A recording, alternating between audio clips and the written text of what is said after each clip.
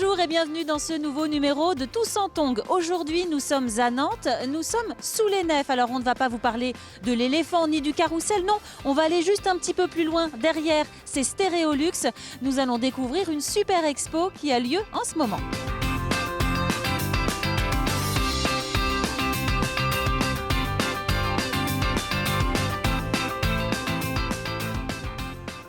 On se retrouve donc à l'intérieur de Stéréolux avec vous, Jean-Michel Dupas. Bonjour. Bonjour. Vous êtes le responsable du pôle musique ici et on est devant l'exposition Papier Sonore. Alors expliquez-nous un petit peu d'abord, qu'est-ce que c'est ? Qu'est-ce que ça veut dire, Papier Sonore ? Alors Papier Sonore, c'est une petite vingtaine de dessinateurs nantais qui, pendant toute la saison musicale de Stéréolux, donc depuis septembre dernier, sont venus sur chaque concert ou presque chaque concert croquer les spectateurs ou les musiciens sur scène. Et puis on a décidé d'en sortir les meilleurs moments avec eux et puis de présenter tout ça, le fruit d'une saison de concerts dessinée par une vingtaine de dessinateurs locaux. Alors qui a eu cette idée au départ ? Est-ce que c'est vous ? Est-ce que c'est eux ? Alors au départ c'est eux, c'est sous l'impulsion d'Hervé Tancrel et de Benjamin Adam qui sont un peu les commissaires de cette exposition-là. Faut savoir que sur les 20 dessinateurs, la majorité sont des gros fans de musique, ils venaient beaucoup ici en tant que spectateurs et puis ils ont eu l'idée d'allier les deux, leur métier et puis leur passion. Puis il y a à peu près, je crois, une petite cinquantaine de concerts qui sont croqués dans le hall de Stéréolux. Alors concrètement, ça veut dire qu'ils sont venus au concert avec leur carnet, leur crayon, ou ils ont fait ça a posteriori, les dessins ? Non, ils étaient là dans la foule avec leur petite lampe frontale, leur petit support, et puis ils croquaient en direct, ils se mettaient quelquefois sur scène, quelquefois au milieu des gens, puisque ce que je disais tout à l'heure, il n'y a pas que les musiciens qui sont croqués, mais aussi des fois des instantanés de public qui leur a plu, et c'est vrai que ça fige le moment d'une manière complètement différente d'une photo. Et la démarche, elle a été bien reçue par les musiciens, le public aussi, au fur et à mesure. Alors, sur le coup, je pense que la majorité des musiciens ne s'en sont même pas aperçus, même si on leur demandait l'autorisation. C'est là, après, à partir de l'exposition est en place depuis le 17 mai, et c'est vrai que tous les derniers concerts, quand les gens et les musiciens sont venus voir les expos, puisque la majorité sont passés la voir, du coup, leur regard change un peu là-dessus, et ils ont pas forcément l'habitude, ils ont l'habitude de se voir en photo, mais pas de se voir dessiner comme ça. Et c'est ce que je disais, c'est vraiment un instant de figé, vraiment qui a rien à voir avec une photo, qui est un instant du coup qui devient figé d'une manière un peu plus solennelle, complètement différente en tout cas. Et puis d'une façon subjective, on imagine qu'entre les 20 dessinateurs sur un même concert, chacun a sa façon de retranscrire l'événement, quoi. Voilà, parce qu'une photo, effectivement, on peut prendre une cinquantaine de photos d'un même concert. Là, allez, au maximum, il y a 3, 4, 5 dessins. Donc effectivement, on a des moments bien précis d'un concert qui sont croqués. Alors qu'est-ce qui vous, en tout cas, vous a le plus marqué sur ces dessins ? Est-ce qu'il y a un concert en particulier qui ressort ? Est-ce que, je ne sais pas, personnellement... Alors déjà, ce qui nous a plu, nous, c'est de mêler les deux arts. Ici, on aime bien les croisements, entre la musique, l'image et tout. Et là, de croiser effectivement la bande dessinée et la musique, au départ, c'était quelque chose qui nous plaisait vraiment et qui a été vraiment la première de nos motivations. Et puis, après le résultat, il est complètement différent suivant les concerts. On a des choses c'est des petits détails, qu'ils ont su sortir avec un œil qu'on n'a pas forcément en tant que spectateur quand on vient écouter. Et on en a plein d'exemples ici, des choses avec des choses comme ça, sur des lignes très très épurées par exemple, qui pouvaient refléter la finesse de certaines musicalités jouées. Et ce truc-là, on le retrouve, c'est une chose qu'on ne pourrait absolument pas retrouver sur une photo. Et le trait de crayon, souvent, sort la finesse et les détails qu'on ne peut pas figer sur une photo. Je vois Revers qui est là. Revers est un musicien assez massif. Il fait 1m85 ou 1m90. Il est assez costaud et tout. Et... finalement, le trait de dessin est assez figé d'une manière complètement qui reflète bien la personnalité de l'artiste. Alors vous disiez tout à l'heure, bande dessinée, ce sont des dessinateurs de bande dessinée principalement dans ce collectif. Ils sont pratiquement tous des professionnels qui vivent de leur métier. Alors on va regarder quelques dessins ensemble si vous voulez bien. Je sais pas, on peut commencer par là. Alors voilà. Pedrosa, vous en parliez à l'instant. C'est Frise qui a donc tout en bas. Du coup, retrace tous les concerts qui ont été croqués. Et ensuite, on a sorti différents formats avec les artistes parce qu'on trouvait que le dessin était vraiment intéressant. À la base, ils ont travaillé plutôt sur du format. Là, on les a là, les on a les originaux. originaux et puis ensuite, effectivement, on a agrandi certains dessins en choix avec eux, évidemment. Donc on a des fois il y a des tout petits croquis, hein, on les voit là sur The Districts. Alors là, par exemple, il est au balcon là, pour faire le dessin là, il n'est pas dans la Tout à fait. foule. Certains quelquefois ils sont dans la foule, quelquefois ils sont au balcon, quelquefois ils sont sur scène. On a plein de variations différentes, on a aussi des supports différents. On a une majorité quand même de une ou deux couleurs avec du noir et blanc qui revient beaucoup. Le croquis quoi. Mais aussi par exemple sur Patriotic Sunday là ou sur Sonlux un peu plus loin. Voilà, on a du travail un peu différent sur fond noir. On a un petit peu de couleur aussi.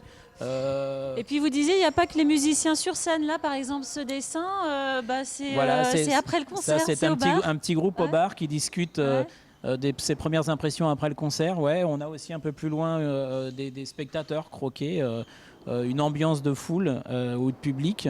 Donc on peut avoir plein de choses différentes. On a des choses très esquissées, on a des choses beaucoup plus détaillées dans l'expression. Et ça, c'est ça qui était vraiment intéressant, c'était de pouvoir montrer déjà la richesse des dessinateurs nantais. Et ça n'aurait pas forcément été aussi intéressant d'avoir qu'un ou deux dessinateurs qui croquaient tous les concerts et d'avoir comme ça une petite vingtaine de styles différents. Ça enrichit vraiment l'exposition. Parce que sur un même concert, il y a plusieurs dessinateurs qui sont passés. Il peut y en avoir chacun... un ou deux. En général, ils étaient quand même un ou deux simplement sur chaque concert. Ils s'étaient quand même répartis les concerts tout au long de la saison. Ok. Alors pour le public, on peut venir voir cette exposition jusqu'à quand? Alors jusqu'au 28 mai, donc ce sont vraiment les derniers jours. Jusqu'au 28 août alors. Pardon, jusqu'au 28 août, puisqu'elle a démarré le 17 mai, pardon. Et donc elle est jusqu'au 28 août, il reste une petite dizaine de jours. Ouais. Donc c'est gratuit, on vient là, voilà, peut dans le hall de Stérolux, il est ouvert côté, de 10h à 18h30 tous les jours, sauf le dimanche. Et donc c'est en accès libre, tout le monde peut venir la découvrir sur ces 10 derniers jours. D'accord. Eh ben, on va sortir et puis on va parler de ce qui attend Stérolux pour les semaines à venir. Alors c'est parti.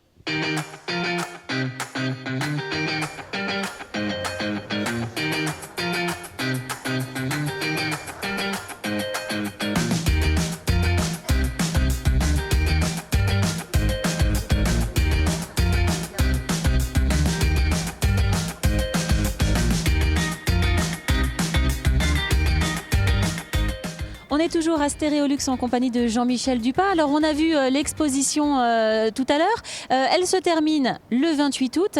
Et puis après, à Stérolux, la programmation, le gros morceau, c'est Scopitone. C'est Scopitone. Donc voilà, juste le temps de remballer l'expo et de préparer Scopitone, d'effectuer le montage sur une quinzaine de jours. Et du 21 au 25 septembre, on aura donc la nouvelle édition de Scopitone. Alors Scopitone, c'est un festival.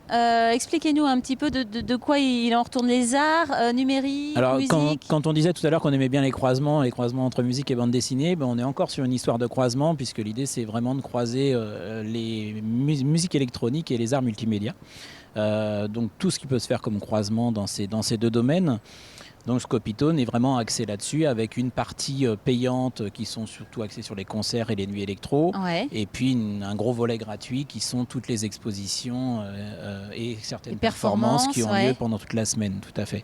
Donc on a une douzaine de lieux dans lesquels sont répartis principalement les expositions. Ça ne se passe pas qu'ici, c'est partout dans Nantes. Il y a une douzaine de lieux, ça va du Jardin des Plantes au pôle étudiant, en passant par le château, le château des Ducs, évidemment, qui est quand même effectivement, qui est aussi un gros morceau pour nous.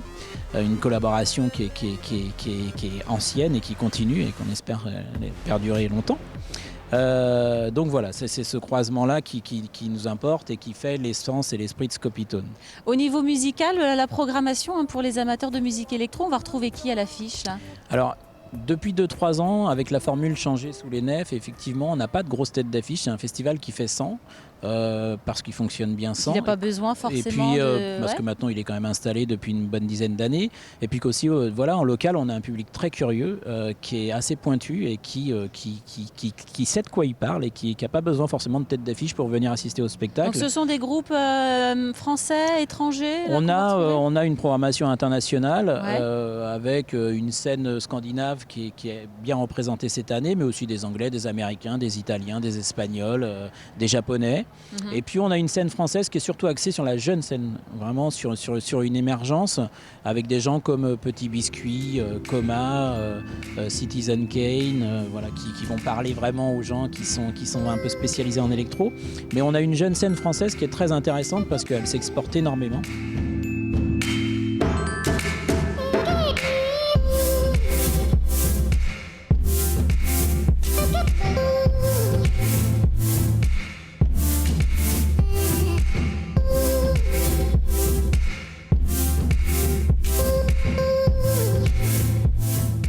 Et le public répond, hein, puisque les éditions précédentes, là, ça grimpe, bientôt ça grimpe, alors 50 000 voilà, visiteurs. Oui, 50 000 visiteurs à peu près depuis 2 ans maintenant avec toutes les expositions. Et puis voilà, les deux nuits électro qui vont avoir lieu ici sous les nefs avec une formule un peu différente puisque l'an passé on avait testé les casques, qui était vraiment un test voilà, et qui n'avait pas satisfait tout le monde, il faut bien le dire. Donc on ne renouvelle pas, on change. Donc on ne renouvelle pas, mais pour pouvoir aller jusqu'à 4h30 du matin, on est quand même obligé de respecter un peu le voisinage et donc on recrée à l'intérieur des nefs une boîte noire complètement insonorisée qui pourra accueillir 3000 personnes et joueront en simultané 3 scènes, cette boîte noire, la grande scène de Stérolux et la salle micro. Donc les 3 scènes joueront en simultané. On a 14 artistes par soir, pour une jauge totale de 4500 personnes à peu près. Et on espère bien faire complet sur les 2 soirs. En tout cas, c'est très bien parti pour ça.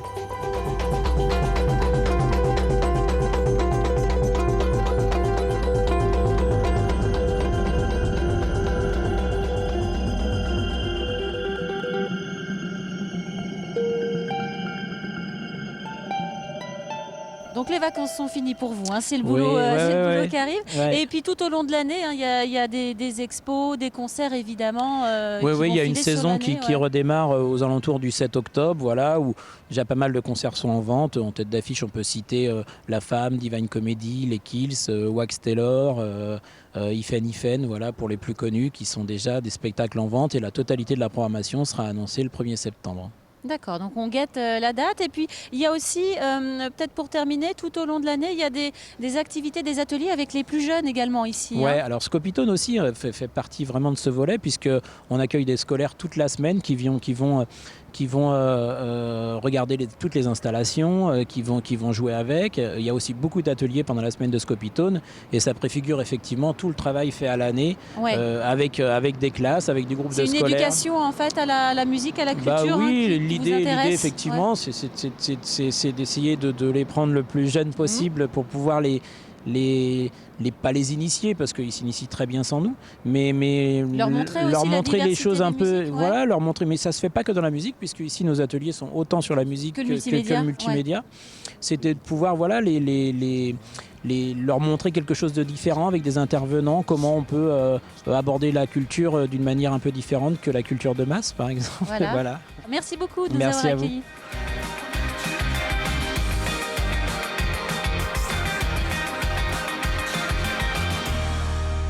Tous en Tongue, c'est fini pour aujourd'hui. On se retrouve demain. À bientôt sur Télé Nantes.